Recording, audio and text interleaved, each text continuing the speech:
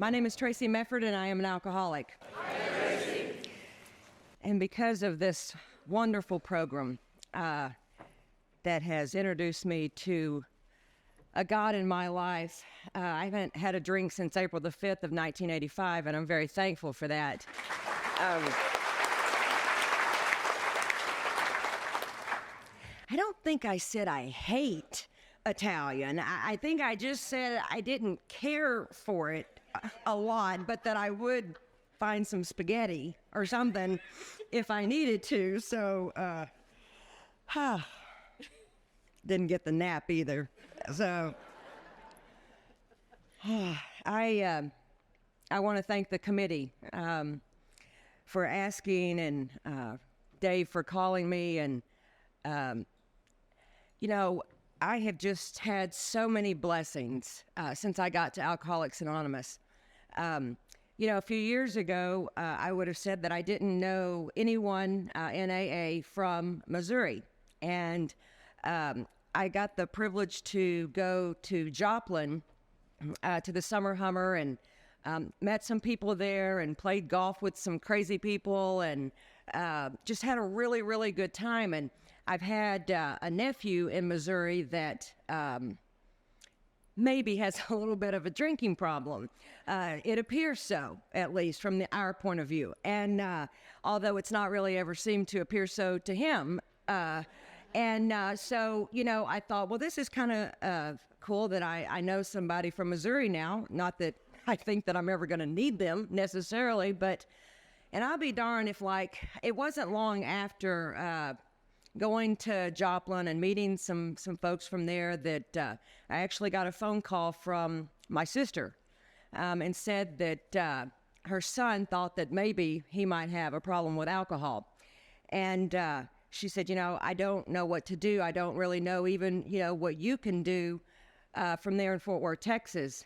And I said, sis, call him and tell him that I will be calling him within just a few minutes. And I picked up the phone and I called Dave H. and told him what the situation was. And he said, I will get someone. And I immediately picked up the phone and I called my nephew and was proceeding to try to tell him that someone from AA in Missouri would be contacting him pretty soon. And before I could really get all of that out of my mouth, he said, I have another call coming in from such and such name. And I said, that's him. That's him. Hang up with me and go talk to him. I was reading on the badge tonight, and actually on the flyer as well, we are responsible for AA's future. Let it begin with us. And, the man that reached out to my nephew that day was Rondell, and I'll never forget that. So from where I sit, it does begin with you, and it begins with me. And I take that responsibility very, very seriously. I think about the people that were here when I got here in 1985, and there's a lot of those people that aren't here anymore, and a lot of them have died and maybe moved to some other areas. And I look at the women that are ahead of me in this path now, and my sponsor, and and she's terminally ill, and that day will come for that. But it's like there are so many people ahead of me, and I think sometimes I can take that for granted, and I can know that I can pick up that phone at any time and call one of them to tell me, hey, where was that at in the literature? I know you told me that last year and last week, but where was that again? And, I think it's really kind of hit me over the last few years, the responsibility that I need to be stepping in and undertaking and understanding that, it's been really great that I have those ahead of me, and will continue to have those ahead of me to direct me and to guide me, but also the sense of responsibility that I have for making sure that those ones that are coming up behind me, that they know our literature, and that they are willing and able to be there for Alcoholics Anonymous. It's amazing when you kind of hang out with your people. I think one of the reasons fellowship is so great is that sometimes you find out things about sponsees you didn't know. And we were sitting at dinner one night, and I made some comment about getting a phone call in the middle of the night, and one of my sponsees popped up and started laughing. She goes, I'd have never heard that phone call. I turn my phone off at night. My sleep is important to me. Really? Really? Not right then, not in front of everyone, but on the way home, I'm calling. Be sure that that phone is turned on. Be sure that it's right next to your bed. Be sure that if I need to call you at 2 o'clock in the morning, that you're picking up the phone.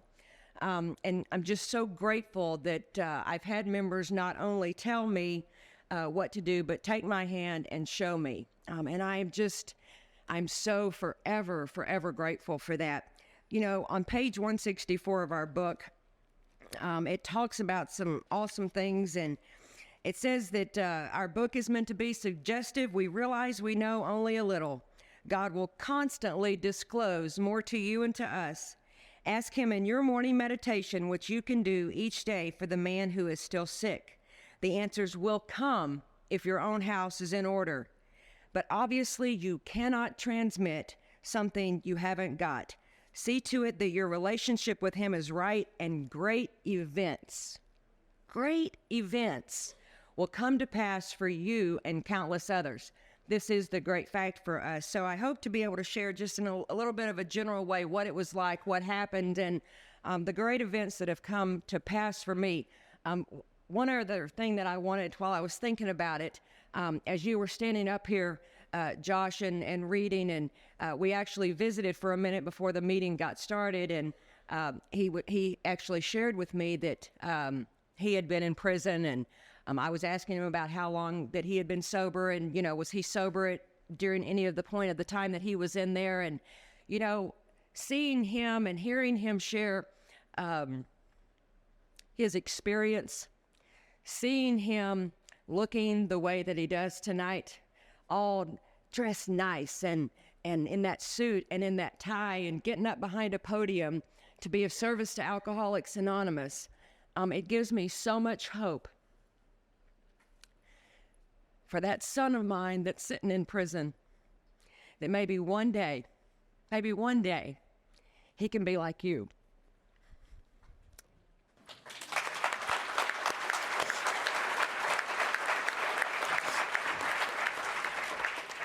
Oh, gosh, I'm done with all of that already.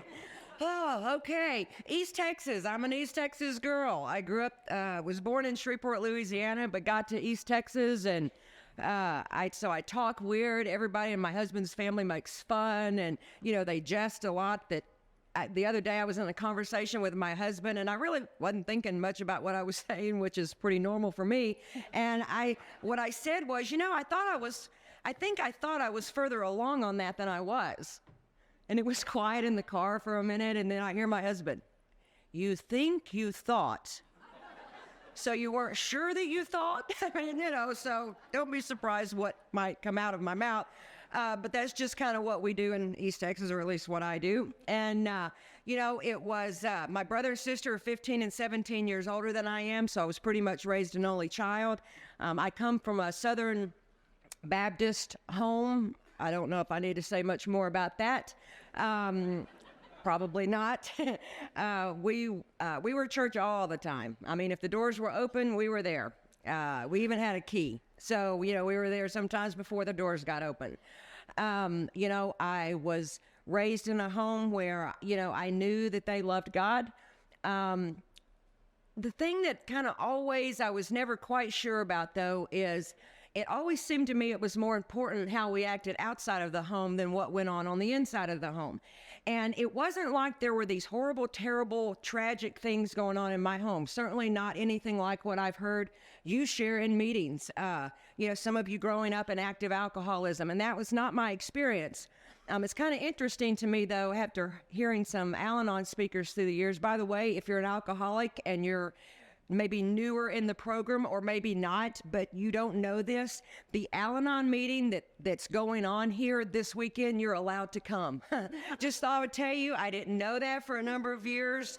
And from the attendance at Al-Anon meetings that I come to in conferences now, I don't think that some of you might know that you can attend, but you can. Sometimes they're the best speaker the whole weekend. So, I'm just saying. And so anyway, I grow up, but my family turns out was affected by alcoholism. My mom's mom and dad both drank. There was alcoholism in my dad's family. And we hear it talked about at least being a family illness, a family disease, and how it affects everyone in the family. And it certainly affected, obviously, the people, my mom and dad. And even though there was no drinking in my home, looking back now, I see that there was a lot of the disease of alcoholism and its effects in my home. My dad was someone that didn't know how to deal with his anger. So when he got angry, he just didn't speak to you. And it didn't matter who he was angry at. He didn't speak to any of us. And, and that could go on for days. It could go on for weeks. I remember that was just devastating to me as a kid. I didn't grow up with any cussing in my home, no smoking, no drinking, no cussing. I've never heard my mother say a cuss word, and my dad only twice. Both of them were in reference to me. I do tend to, even make the best of men tend to cuss when I'm involved. And that has not necessarily stopped either. But I'm growing up in this home. My mom, she's a stay-at-home mom. Would have preferred probably for her to go on to work. I love my daddy. I was definitely a daddy's girl. And just growing up, there was always a feeling in me that I don't know where it came from, I just had this feeling that there were going to be expectations of me that I was not going to be able to live up to. Don't know where that came from. I really don't even think it was anything that they did or said as far as my parents. Just somehow it was in there within me. There also seemed to be within me, which I don't still to this day necessarily understand where it came from, but just a huge amount of fear. Fear about what you thought of me, fear if you thought of me at all, fear if you didn't think of me, just totally consumed in fear.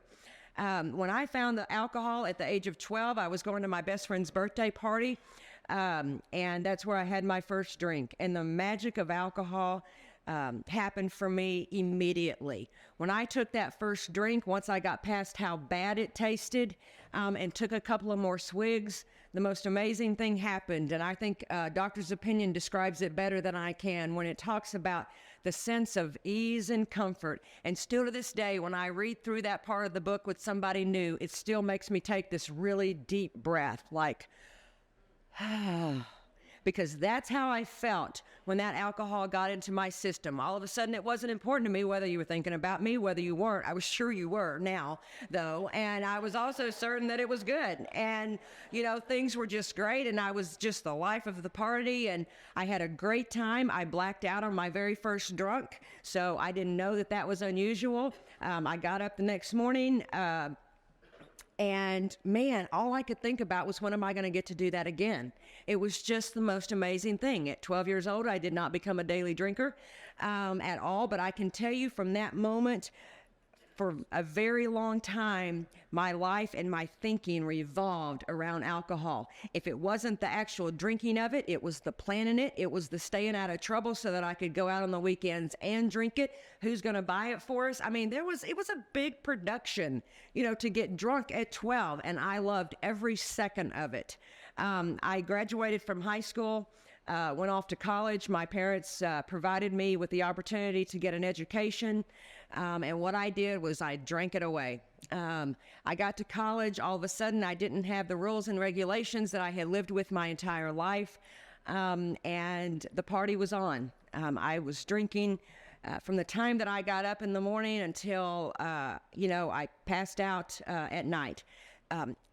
Everything's very hazy when you're a blackout drinker like me. All I know is that at some point I was going to school, and then at some point I wasn't going to school anymore. At some point I was a cocktail waitress. At some point, I got promoted to bartending. I am not going to apologize because I got to tell you, bartending, early 80s, I think it had to have been the best gig ever in the world. I mean, it was not only accepted that we drank, it was promoted. I mean, we all came in first thing, and first thing for me was 10:30 in the morning because it was a restaurant bar and I had to get the bar ready to open at 11. We had our first drink of the day. And then, I was off and running.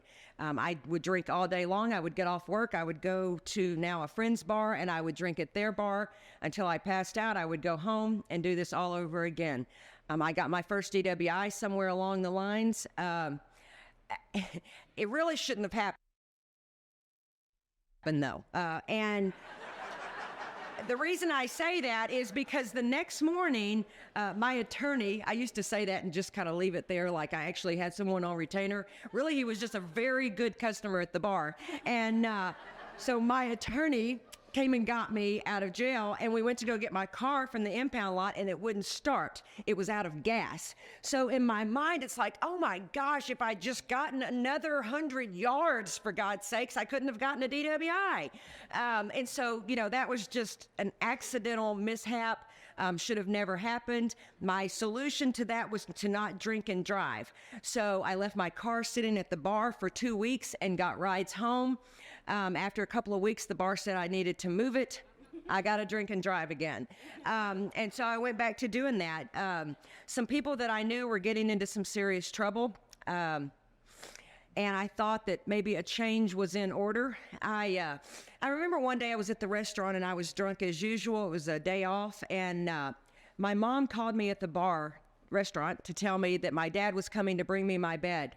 I don't know how they knew I didn't have a bed. I don't really remember much about it except that I thought, my gosh, I'm drunk. I've got to try to sober up. I go to my apartment. I must have passed out. I came to with some banging on the door. I opened the door and my dad was there and he was upset, angry, so we don't say a word. I follow him out. We get the bed. We bring it inside. I'm certain that knowing my dad that we probably set that bed up. And then he went to leave and we have not uttered a word to each other. And I remember him opening the door and he turned back to look at me and I could only see one side of his face, but there was a steady flow of tears streaming down his face. And he turned and he walked out that door. And I remember standing there thinking, what is your problem? Really, what is your problem? I mean, granted, I'm not living the life that you would have me live, but who wants to live that life? I'm living the fun life, And besides that, I'm not hurting anybody but myself. I'm not hurting anybody but me. I mean, I live 2 hours away from your little precious town of Dangerfield where you would be worrying about your reputation. Nobody knows what I'm doing here. Certainly, I understand today, probably at a level that I could have ever gotten to, just in the fact of, watching my son go down that path as well and sitting back watching him only hurt himself. So anyway, I remember that like it was yesterday, but I just kept on doing what I was doing until I decided I needed to make a change, and so I decided to move back home with Mom and Dad. It was the only option I really knew of to get away from some of the people that I was associated with and my fear of getting into trouble like they were getting into trouble. So I moved back home with Mom and Dad, and I made a very conscious decision, and that is I need to not drink and live at their house. And that's what I did for 30 days. Oh my gosh, it was the worst 30 days of my life. I mean, and I think that's such a big part of how I understand about alcoholism today. Our literature talks about and goes through the different types of drinker, whether it's just the occasional social drinker or whether it's the hard drinker. The hard drinkers are tricky because they can sometimes, by outward appearances, really look like one of us. But the real key to it is that if they are told, hey, I love you, honey, but if you don't stop drinking, I'm going to leave. Oh, I got to stop drinking. And their life gets better.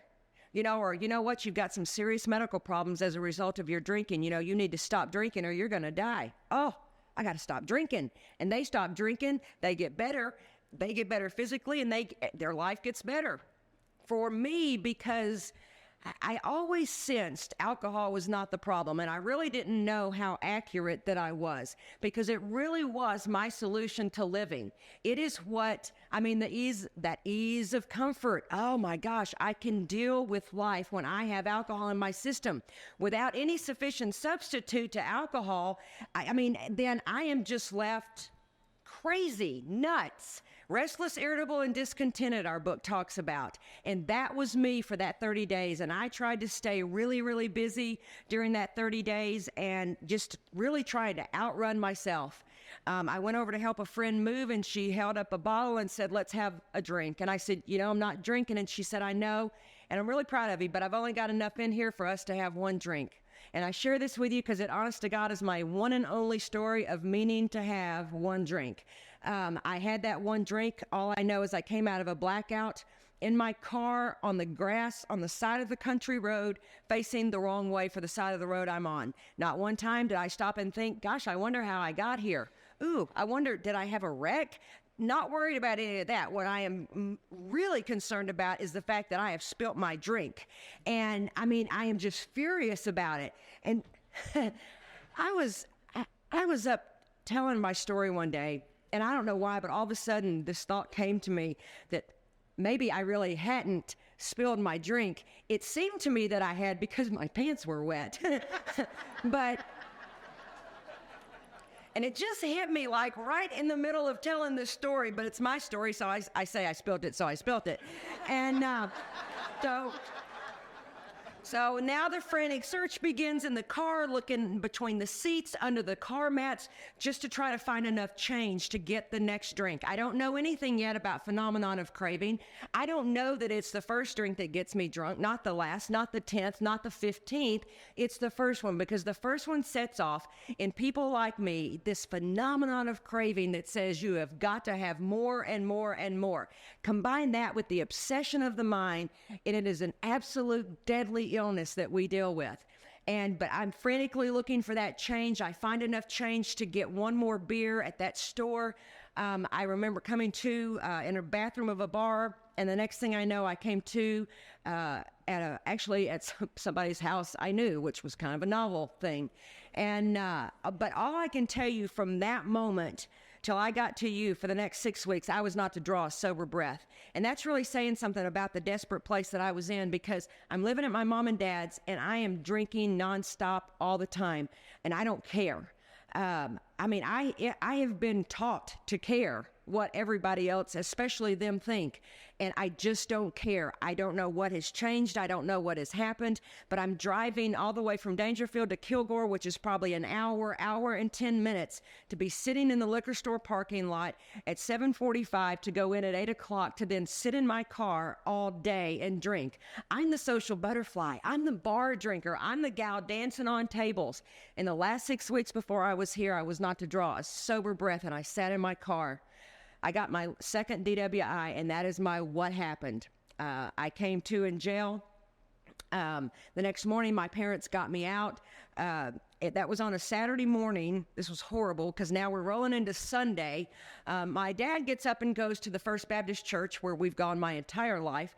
I still don't know to this day whether my mom didn't want to go because she was embarrassed, or she just figured at this point the Baptists weren't getting it done. And so she took me down the road to the Life Tabernacle Church. Now, at the Life Tabernacle Church, they lay hands on you.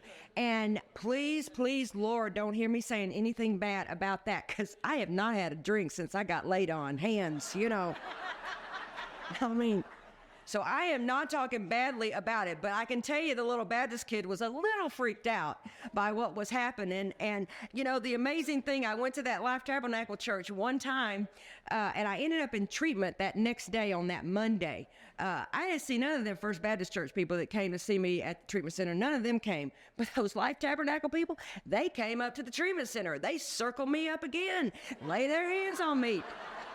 And I'm just saying, I haven't had a drink since then. Now, I don't know 100% for sure that that's all that it was that did it. So I keep coming just in case I still maybe need a little something.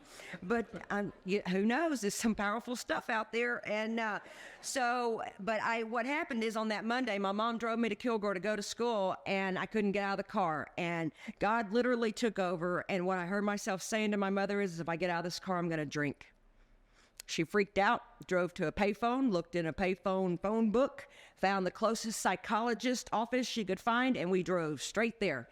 And by 6 o'clock that evening, I was in PNS Hospital in Shreveport, Louisiana, in the detox ward. I'd have been there sooner, but we had to go shopping. I had to look good, I'm going to rehab, and but I'm still Jess and Betty Wilson's daughter. And I mean to tell you, I had some fine clothing for treatment. I had dresses and slips and hoses and heels for family week, to make sure that I was looking good when they were there, especially. That's not even really the silliest thing to me. The silliest thing to me is the fact that I actually wore it. I mean, I don't know. And so anyway, I go to treatment, and 30 days in treatment, I'll tell you the most amazing thing that happened to me in treatment. Number one, they took me to meetings of Alcoholics Anonymous and introduced me to you. Number two, while I was there, every Friday night they had a meeting where, while I was there, it was a husband and a wife typically that came, where one would get up and share their story for 30 minutes, and then the other one would get up, and it would be an AA member and an Al-Anon member. It so happened that during that month, all of the people that were there were from the same home group. The Al-Anon group met at the same place that the AA meeting did. I love that because that's family recovery. I just absolutely love, having that Al-Anon meeting at the same time that closed AA meeting is happening. We would all get together then and go fellowship after the meeting. And, for my first AA birthday, I had so many, handmade gifts that the Al-Anon, family members made for me at my birthday celebration on my 1 year. But that was what the gift was. And I got out of treatment, and I immediately found that home group that they went to, and I made it my home group. And I don't think I told you, but I met a guy in treatment and,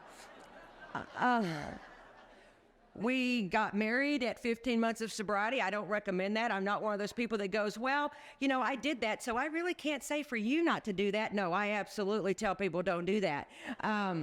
I have experience that says there's good reason why they tell you not to do that. Sick attracts sick. Do not ever think, and I don't care if you've got 10 years of sobriety, do not ever think that sick and healthy is going to equal healthy. It just doesn't. As a matter of fact, what I came to find out is that if they are sick and they're attracted to me, that means I'm sick. And I found that out because I had a very loving sponsor that I went to at one point and said, hey, so-and-so asked me out and I'd really like to go out with him. And she said, no, you're not ready to go out. And I said, why? And she said, because he asked you out. And if you're sick enough for him to be attracted to, then he's too sick for you to go out with, if you can keep up with that. So anyway, but obviously that's what I did. We got married. We moved to Atlanta, Georgia. We got pregnant, 3 months later. It's what you do. And we're the happy little picket fence AA family. How cool. We met in treatment. We're just the little happy family, and we're going to meetings all the time. And I'm 5-6 months pregnant, and my husband calls me to tell me that he has relapsed. I am furious. Not for him, not for him. Like, oh my gosh, I'm so sorry. How did this happen? My God, look at what he did to me. I mean, I am pregnant with your child. I am your wife. How could you do this to me? I hadn't grasped the concept yet of love the alcoholic. Hate the disease, but love the alcoholic. I ain't got there because as far as I was concerned, he did this to me. I made even though by outward appearances my marriage was not done, because I continued to we lived together. We stayed in the same house. We had baby. But the moment that he told me that he had relapsed, I was done. I was just done. I'm one of those people, you hurt me once, shame on you. Hurt me twice, shame on me. I don't put myself emotionally in a position to be hurt again. That would be on me. So I shut down basically in that relationship. I used to kind of make it sound like that the reason that relationship didn't work is because he relapsed. The truth is that I'll never know. I never gave it the shot of working. The day that he called me and told me that he had relapsed, he went to a meeting and he reestablished. So I'll never know. All I know is that it was over for me. It took me 6 months to get him out of the house because I don't want to leave. That'd make me look bad. You know, he needs to go. He's the one that relapsed. He needs to walk away from the home. Took me 6 months after Aaron was born to get him gone, but I finally got him there. And that afternoon I had a date. You know, I mean, I don't know that I don't know how to be by myself. I don't know that. I don't know that really what that means is that I'm extremely, extremely sick. I ended up in a relationship with another one of us. Let me just say, I am married to my third one of us currently, and there are some really awesome, guys with integrity, some of the most incredible men that I have ever met in my life. I have met in Alcoholics Anonymous, but there are some really, really sick ones too. So just be very careful. And I'll tell you the other thing that I found interesting, this third one that I married, it was the first time that my sponsor and my parents were both happy.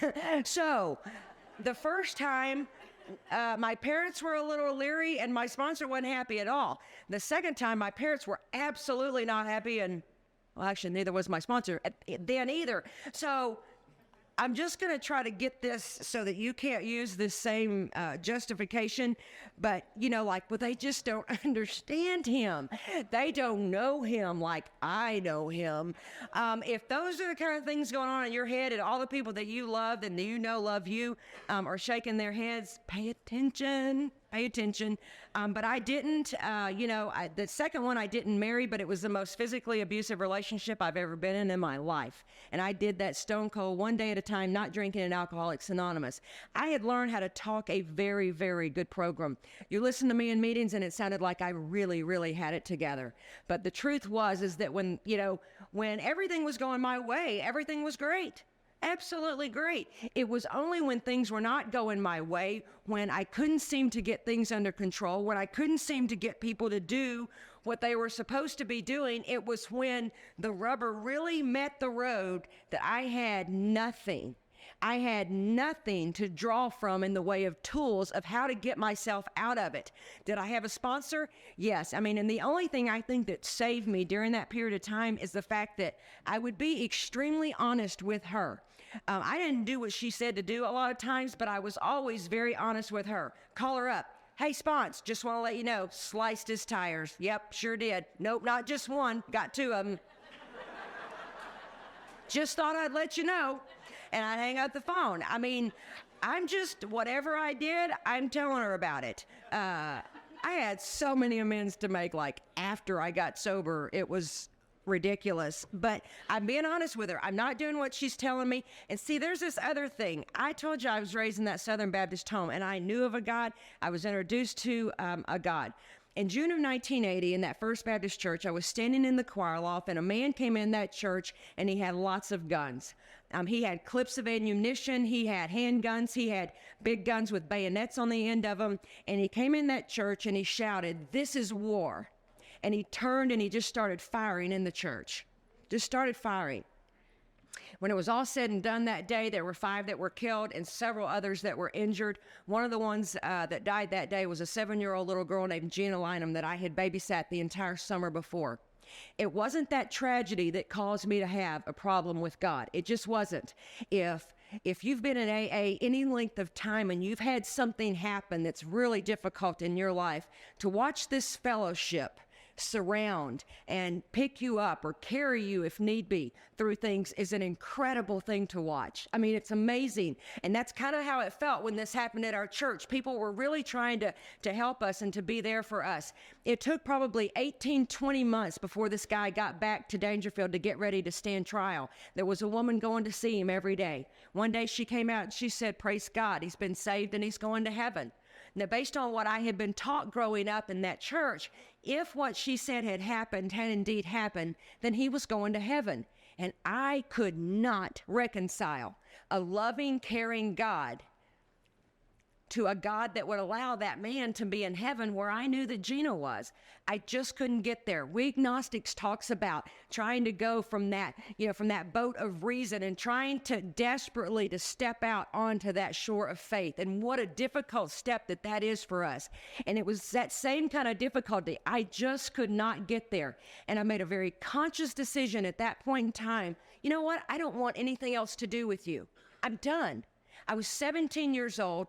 I'm still living in my parents' home, so I'm still going to church. That's what you do in my parents' home, certainly if I wanted to continue to drink. So I continued to go to church. Everything on the outside changed, but everything on the inside had changed. There was no fear about that decision. It was almost a sense of relief, like, whoo, got one less thing that I've got to worry about disappointing. That's how I felt.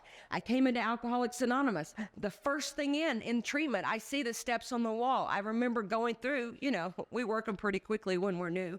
I look through the steps. I see the first one says, came to believe in a power greater than ourselves. Who are you trying to kid? Maybe that kid's in full. Some of you dodos out there, but I am Southern Baptist. I know exactly who you're talking about. You're talking about God. And as a matter of fact, if you go on down and read step 3, they actually say God on there. So it was like those might cause me a bit of trouble. But let me look on and, I finished the rest of the steps while I was in treatment. And so I get out of treatment, I go and start working with a sponsor, and she informs me that no, we haven't. But now I've got a real issue because I'm thinking I cannot work steps 2 and 3 because I do not have a relationship with God, nor do I want one. The other thing, by this time I've got a few months of sobriety, and I'm thinking to myself, I hear people saying that they pray every morning and ask God to help keep them sober, and that they thank him every night. Hallelujah, they're sober another day. Well, I'm not asking God every morning to help keep me sober, but I'm staying sober. The one thing that I knew is that when I hung out with you, I was staying sober. I really believed that me on my own, I would drink. So you, and I even heard it in a meeting, God, G-O-D, group of drunks. And so you became my first higher power. And it absolutely worked. That group of drunks later were to give me good, orderly direction. Again, I'm figuring I got a God. It's just a little different than the one I grew up with, but I'm hanging out with you. I'm staying sober. Okay, that'll work. And it works until it doesn't. And unfortunately, I can't tell you when it's going to necessarily stop working. Our book says there is one power. May you find him now. And I know today that for me that meant that I was going to have to get a honest to God higher power of my own. And it was not going to be able to be you. Used to the magic would happen. I would feel bad. I would go to a meeting and I instantaneously felt better. I would feel bad. I would pick up the phone. I would call my sponsor. I would talk to her. Instantaneously, I felt better. That quit working. I'd go to meetings and I still felt horrible. I tell you, the other God that really got me to where I needed to be was gift of desperation. Because when I got desperate enough was the night that I fell to my knees, rocking back and forth in so much emotional and spiritual pain that it felt physical. And that night, when I was out of all other options, I reached out and I said, God, please help me. I'm 5.5 years sober when I say this. And man, did he ever. Some amazing things started happening in my sobriety. For the first time, I really knew that I had plugged in. That night that I fell to my knees, the most amazing thing, I picked up the big book. It probably still cracked at that point. It's not a good sign if your book cracks. Just in case you don't know, means you don't open it much. And I hadn't. I'm certain at some point a sponsor probably pointed me here, but that night it seemed to me that God pointed me to this area of the book. We found that God does not make too hard terms with those who seek him. To us, the realm of spirit is broad, roomy, all-inclusive. Never. It's a huge word. Never exclusive or forbidding to those who earnestly seek. It is open, we believe, to all men. And for the first time in my sobriety, I thought maybe that means even me. And I started turning things around and doing a lot of things differently and following sponsors' direction. And I got in and I started working steps. In fact, I got so well, I met another him And still a sponsor's shaking her head, but I'm certain, I mean, at least this one's got a job. I mean, that must be love. And let me tell you one other really cool thing. I'd been dating him a month. I had a motorcycle when we met, and a month after we started dating, he got him a motorcycle. How romantic is that? He wanted a motorcycle to ride with me, his beloved. Now, he did not pay his rent that month because he bought the motorcycle, but isn't that so romantic? No, it's not. For anybody that's thinking maybe it is, what that means is for the next however many years that you're going to attach yourself to this man, he's not going to pay rent. That's what that means. And that's exactly what happened. We got married at 6 months because I was so certain he was sent from God. Because see, our book talks about this too. It's amazing, the stuff in here. It says when you start to get this new relationship with God, be very, very careful. Sometimes you can actually start to think that the great things that are in your head are actually of God. It talks about that in this book. It talks about it in the 12 and 12, it talks about it everywhere. And yet I was just certain he was of God. I knew it. And for the next 7 years, it was to be insane. We saw the country via U-Haul.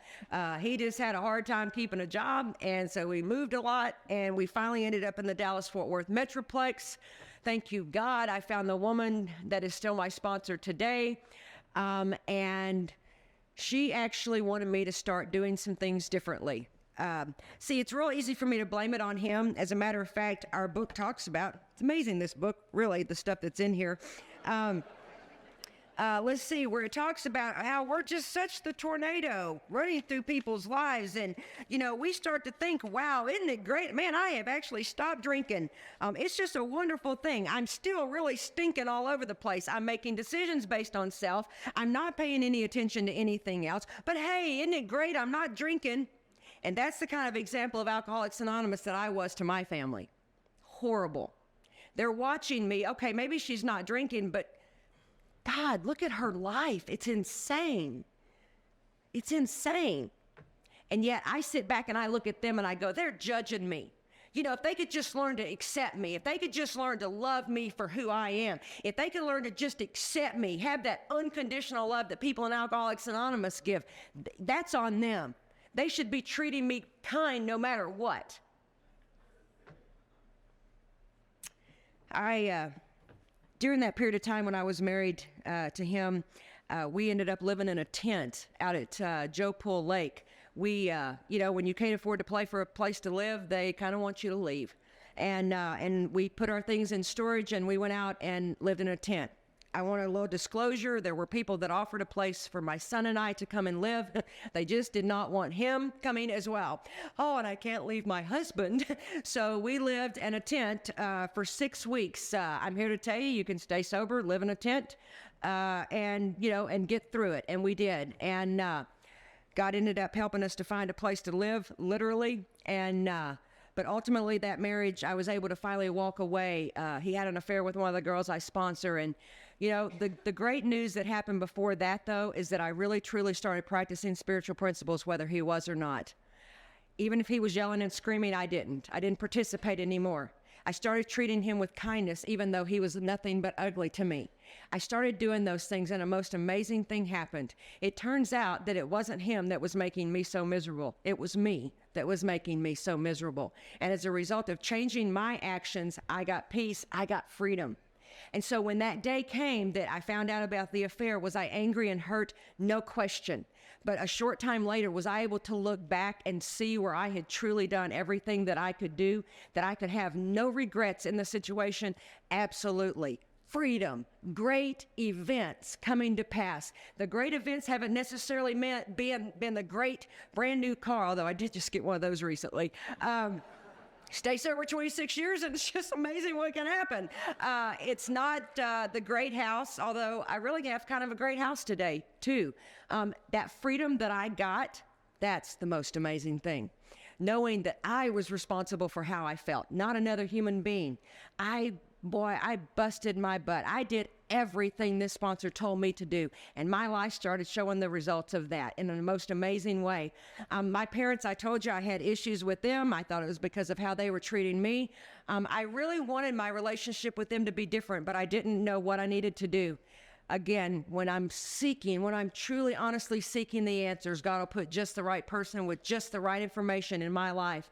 And he did, in the form of somebody talking about their life, their experiences. We had so many similar experiences. She talked about her parents in the amends process, talked about sitting down and making these amends with them, which I had done. And then she talked about the money.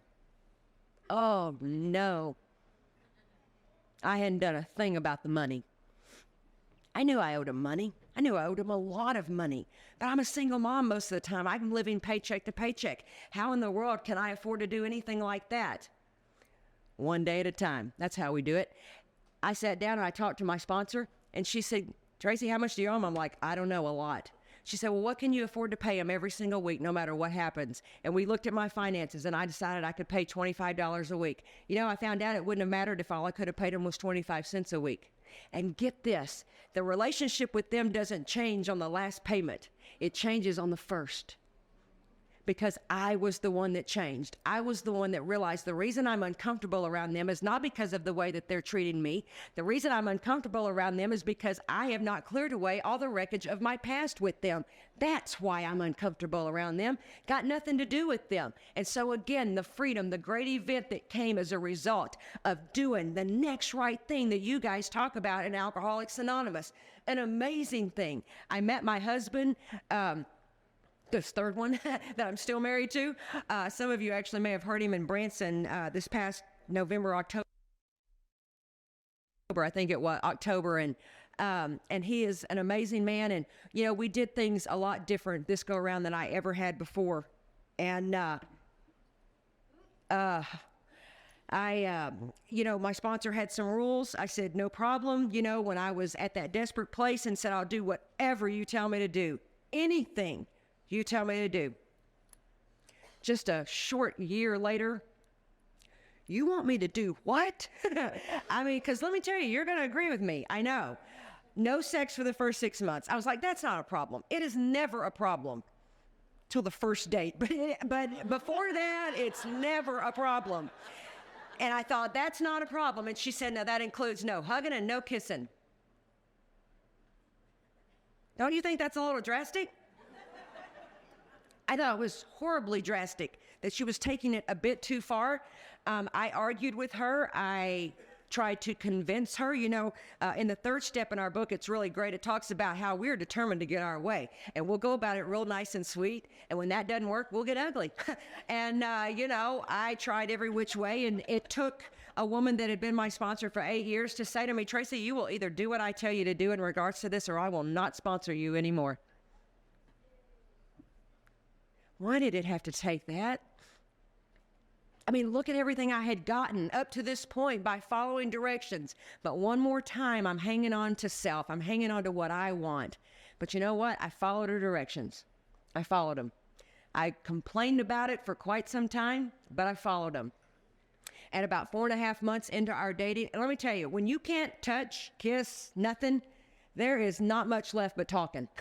I mean, talking and more talking. Doug said to me, I am not going to see a movie with you until I can put my arm around you. I am not going to put my arm around you in the movie, and then we get in trouble. I'm just not going to do it. So we're not going to see any movies. So we like bowled, putt-putt, talked, and for God's sakes, we talked about everything. It was amazing. Everything. We talked about if one of our parents was to die, would you be okay with them coming to live with you, to take care of them? We talked about, you know, with children, what do you think is appropriate discipline? We talked about, hey, you know, as far as my meetings are concerned and your meetings are concerned, you know, where do we stand with that? What are our values and principles? What are the things that mean the most to us? We talked about it all. I can honestly tell you to this day, married 12.5 years now, together 13.5 years, and I have not learned anything of significance since the first 4.5 months that we dated. That's how I know how to make to find out about relationships, to get to know somebody, because that pounding of the heart, and when you start sweating, when you see somebody across the room, that's not it. It's just not. It's lust. It's a physical reaction. What's going to happen on the days when things get tough? I've seen couples that looked like they were just great for each other, and then they had kids, and everything fell apart because they are on such different ends of the spectrum where discipline is concerned. We talked about everything. In 4.5 months, my sponsor called me up. She goes, "Oh, by the way, you and Doug can hold hands and kiss." Click. I didn't even say goodbye to her. I picked up the phone and I called Doug. I'm like, "Get over here right now." And he's like, "Why?" I said, "We can hug and kiss." He said, "I'm on my way." And we did. We didn't talk that night. We hugged and we kissed and we hugged and we kissed. Later, I say to my sponsor, I wait a couple of weeks. You got to make sure that new direction is got a good foothold before you try to question it. And I said to her, "It was only 4.5 months. It wasn't 6 months. Why did you, let us hug and kiss?" And she said, "Traci, for the last several years, you have followed every direction that I've given you. And you'll do what I tell you to do. But it doesn't necessarily mean you're changing." She said, in the 6th step of the 12 and 12, it talks about that this is the step that separates the men from the boys. You know what the difference between the boys and the men are? At the end of the chapter, it tells you. It says that the boys are after a self-determined objective, where the men are about the perfect objective, which is of God. See, I think I know what's down the road for me. I think I know what my life should look like. So therefore, I determine what actions that I need to take to get there. And I've done that over and over, making decisions based on self that later put me in a position to be hurt. Over and over again. I don't know what life's got in store for me down the road. Doug and I did get married, and everything was going great, and we did what we were supposed to, and then my dad fell off the roof of his house, and he was to be in a coma for the next 3 months, in the hospital for 6 months. Everything is crazy and insane, and in the process of that, I went to the hospital one day to be with my mom and dad again, and my mom had this card for me, and it was a thank you card, and it said, "Traci, I just want to thank you. You've given me the most precious gift of any of my children, and that is the gift of your time. Words without actions mean nothing, but your words mean something today because you follow them up with action. As a final gift, I want you to know that there's no longer a sheet of paper at our house with an amount on it. So do whatever you need to do, a check mark or a gold star, because your financial debt to us is paid in full." And it wasn't even close to being paid, not at all. And I say to my mom, "Look, hey, I really appreciate it, but I really want to keep paying you this money. I mean, I should have been paying it to you all along, and, I'm okay. We're okay. Let me keep paying it, especially with everything going on right now." And she turns and she looks at me and she said, "Traci, it was never about the money." I still didn't get it. I still did not get it. My parents, when I thought they didn't love me unconditionally, they always did. You know what they didn't have for me? Respect. How could they? I hadn't taken respectable actions where they were concerned. In my household, you do what you say you're going to do. You pay back money that's owed. That's the things that I was taught in my family. They just didn't respect me. And you know what? Forget the money. All the other things, those decisions based on self, they didn't have any respect for those either. Who would? The way that I treated my son, the relationship and from man to man to man, these real great guys that I just have to have, and I put my son in harm's way because, hey, if it's hurting anybody, it's only hurting me, not him. Not even thinking about him. I'm thinking about what I want. I got to hear about some of the damage later on in some of those relationships that was caused to my son. I also sat that son down when he was 9, and I made amends to him, and I followed my sponsor's direction, and I talked to him. I asked my son a few years later, there was one point where he had some clean time, and I said, "Do you remember me making amends to you?" He told me what I had on, clothing-wise. He told me what he had on. He told me what restaurant that we were sitting at. I could have told you none of it. It had an impact. Had a great impact on him. But even more so, it had a huge impact on me. Our book says, right after the part in the amends, it says, but this is not an end. It is just a beginning. So we make these amends, and then what is my job, especially where this child is concerned? To be the best mother that I can be, to actually put him ahead of me. For once in my life, put somebody else ahead of me. And I started doing that, and I became an awesome mom to that son. Damaged, yeah, I did it. But I did the best that I could to write it and do the best that I could to be the best mom. I've told you, I started off talking about my son's in prison. And it breaks my heart. But I am so grateful for the 12 Steps of Alcoholics Anonymous, because they have given me the freedom to just love this child, to be able to just love him, to not judge him for the most part, to not be angry at him for the most part, but to not also have to save him, to let him be able to hit his bottom the way that he needed to hit it, without me trying to get in there and thinking that, oh my gosh, this is all my fault, because that's what I think left to me. I'm so self-centered, I still think it's about me, and it's not. Thank God it's not. I love him. I'm hoping that I'm going to hear a word pretty soon that, hey, I've been given 30 days and I get to get out. I'm hoping to hear that soon. And this son that I saw actually get some clean time. He became a father. He made me a grandmother. And this precious 8-month-old baby that he leaves at home to go to the bar. Boy, talk about letting go. I had learned how to let go of him, but wow, what about this baby? Somebody's got to stand up for her. If I stand up for her, am I standing against him? Maybe.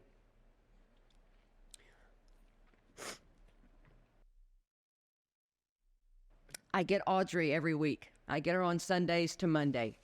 I get to see that precious little girl every single week. And as much as I enjoy her and I am her Momo, I don't really get that because I was Mama for a long time, but then my husband became Pawpo, and now, so since he's Pawpo, I'm Momo. Anyway, don't quite know how that happened. I thought it was a lot more important than Pawpo was. But, it's like I've got this precious girl, and it just breaks my heart at the same time of what my son is missing. But you know what? I see somebody like Josh, and I think anything is possible. He's got the opportunity to get out and to become the father to her, to become the man that he needs to become for him and for God. But even when he gets out, it's out of my hands. Not my business, not my job. How can I love you? How can I support you without doing it for you? That's what I know today. I told you, I don't know what life's got in store. Doug and I went through a lot of difficulties there for a while. We went through my dad's injury, my son's insanity, and we lost ourselves in that process, and we ended up separated for 6 months, and it was a very difficult time. But because of the principles of this program, we were able to bring that marriage back together, because it was never God's will that it break apart to begin with. I'm going to tell you the biggest gift I got during that period of time. I was so devastated. Doug was the one that wanted to leave. Doug was the one that didn't want to be married to me anymore. Doug was the one that didn't think that he loved me anymore. And I was devastated by that. And I kept thinking in my heart, God, I can't believe this is your will. I just can't get there. Please, I can't get there, and I cannot live. I cannot live the rest of my life feeling this way, wanting him, but not being able to have him. And God gave me another one of those great events, and it was this. Traci, it is not my will for your marriage to be broken up. But should he take those actions, should he follow through, I will change your heart. I will change the desires in your being. That's the God that you gave me. Amazing. My dad died. You walked me through it. I was able to be there for my mom. You were there for me. I'm there for my mom. She knows. She counts on me today. Amazing. Great events. That child of mine, who knows? But one day at a time, the pages continue to turn in this life, and I just get to go, God, what would you have me do? And also, who would you have me be today? At the end of 164, there's this last paragraph that it finishes up after the great events, and it says, abandon yourself to God as you understand God, admit your faults to him and to your fellows. Clear away the wreckage of your past. Give freely of what you find and join us. We shall be with you. We shall be with you in the fellowship of the Spirit, and you will surely meet some of us as you trudge the road of happy destiny. May God bless you and keep you until then.